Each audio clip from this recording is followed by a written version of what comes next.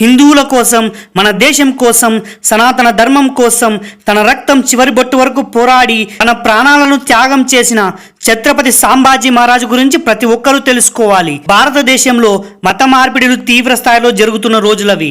హిందూ ధర్మాన్ని సమూలంగా నాశనం చేయాలని కంకణం కట్టుకున్న మొఘల్ చక్రవర్తి ఔరంగజేబు. కనిపించిన ప్రతి హిందువుని తెగ నరుకుతూ ప్రాణాలు తీసే రాక్షసుడు ఔరంగజేబు. ఇలాంటి మొఘల్ చక్రవర్తిని ఎదిరించి ఎందరో హిందువులకు విముక్తి కల్పించిన మన మరాఠా యోధు శివాజీ చక్రవర్తి. ఆ శివాజీ చక్రవర్తి పెద్ద కుమారుడే సాంబాజీ మహారాజ్. అంబాజీ మహారాజ్ పూణేలో జన్మించడం జరిగింది. అంబాజీ మహారాజ్ చిన్నప్పటి నుంచి అన్ని యుద్ధ కళల్లో నైపుణ్యం సాధించడమే కాకుండా అప్పటి రాజకీయ పరిస్థితులను అర్థం చేసుకున్నాడు. అంతేకాకుండా తన తండ్రి శివాజీ మహారాజ్ అడుగుజాడల్లోనే నడిచేవాడు. హిందూ ధర్మాన్ని పాటించడం, దేవాలయాలను నిర్మించడం, యజ్ఞాలు యాగాలు చేయడం, ఇలా సనాతన ధర్మం కోసం చాలా కష్టపడేవాడు. శివాజీ మహారాజ్ అనారోగ్యంతో కన్నుమూసిన తరువాత సాంబాజీ మహారాజ్ మరాఠా రాజ్యాన్ని పరిపాలించాడు. శివాజీ మహారాజ్ లాగానే మరాఠా రాజ్యాన్ని విస్తరింపజేశాడు. మొఘల్ సామ్రాజ్యాన్ని ఎదిరించి ఎందరో హిందువులకు అండగా నిలిచాడు.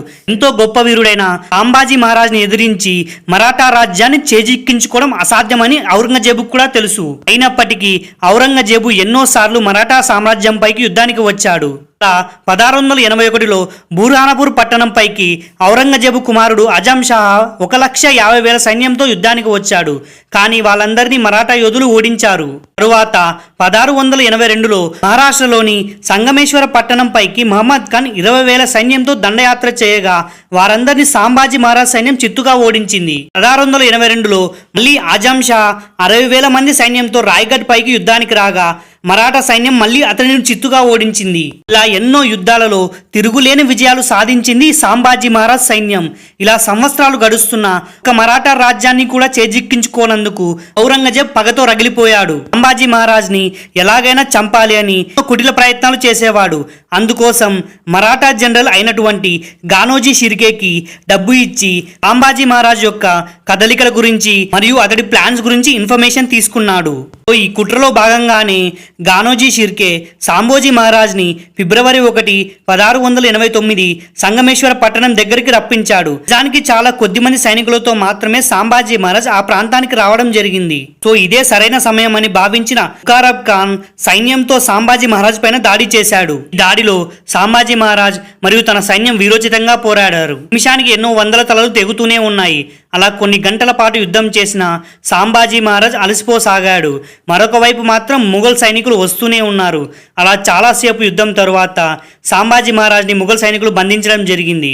అలా బంధించిన తరువాత సాంబాజీ మహారాజ్ని ముఘల్ స్థావరానికి తీసుకెళ్లి చిత్రవధ చేయడం ప్రారంభించారు. ముఘల్ చక్రవర్తి అయిన ఔరంగజేబు సాంబాజీ మహారాజ్ని మతం మారమని, అలా చేస్తే సగం భారతదేశానికి రారాజుని చేస్తా అని ఆశ కల్పిస్తాడు. కానీ అందుకు సాంబాజీ మహారాజ్ ఒప్పుకోకుండా హిందువుగానే పుట్టాను, నా ప్రాణం పోయినా హిందువుగానే పోతాను అని అనడం జరిగింది. దీంతో ముఘల్ సైనికులు అత్యంత ఘోరంగా టార్చర్ చేయడం ప్రారంభించారు. మన శరీరంలోని రోజుకొక అవయవాన్ని కత్తితో నరికేసేవారు. ఒక రోజు కాళ్ళు నరికేయడం, ఇంకొక రోజు చేతులు నరికేయడం, ఇంకో రోజు కళ్ళు పొడవడం, దాదాపుగా 39 రోజులు నరకయాతన చూపించారు. సంబాజీ మహారాజ్ని ఎంతో ఘోరంగా టార్చర్ చేసిన హిందుత్వాన్ని వీడకుండా ఆఖరి వరకు సనాతన ధర్మం కోసం పోరాడిన మన సాంబాజీ మహారాజ్ చివరకు ఇదే భరత భూమిలోనే కన్ను మూయడం జరిగింది. మన భరత భూమి కోసం, సనాతన ధర్మం కోసం, హిందుత్వం కోసం తన ఆఖరి రక్తం బొట్టు వరకు పోరాడిన సాంబాజీ మహారాజ్కి ఒక లైక్ వేద్దాం. Thank you.